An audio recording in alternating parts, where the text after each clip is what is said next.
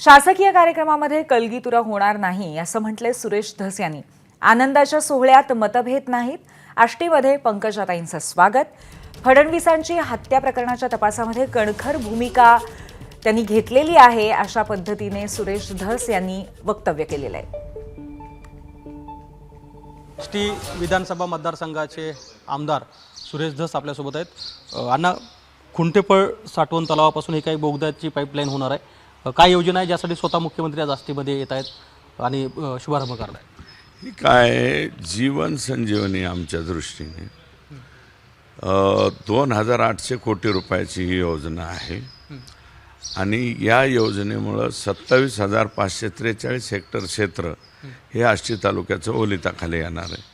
आमच्या सर्वांचं म्हणजे आमचं हाड्याहाड्याच मिटणार आहे आणि हे सगळ्यात मोठं काम आमचं देवेंद्रजींनी केलं आहे, म्हणून त्यांचं आज आम्ही इथं स्वागत करणार आहोत। पण देवेंद्र फडणवीस ज्या काळामध्ये इकडे येत आहेत, आपल्याला माहिती आहे की बीडचं वातावरण मागच्या काही दिवसापासून ढवळून निघत आहे। अशा परिस्थितीमध्ये याचे पडसाद म्हणजे भाषणामध्ये बोलण्यामध्ये येतीलच, कारण स्वाभाविक आहे की मागच्या 2 महिन्यापासून आपण सातत्यानं ज्या विषयावर बोलतोय केवळ बीड जिल्हा नाही तर राज्यभर त्यासाठी ढवळून निघाला आहे। असं वाटतं की यावर कुठेतरी त्या चर्चा पण होऊ शकते? नाही, तो विषय आम्ही सोडणारच नाहीत ना। संतोष देशमुख हा विषय सुटूच शकत नाही। जोपर्यंत हे लोकांना फाशीवर जात नाहीत, यांना सजा होत नाही, तोपर्यंत संतोष देशमुख बंदच होणार नाही ना।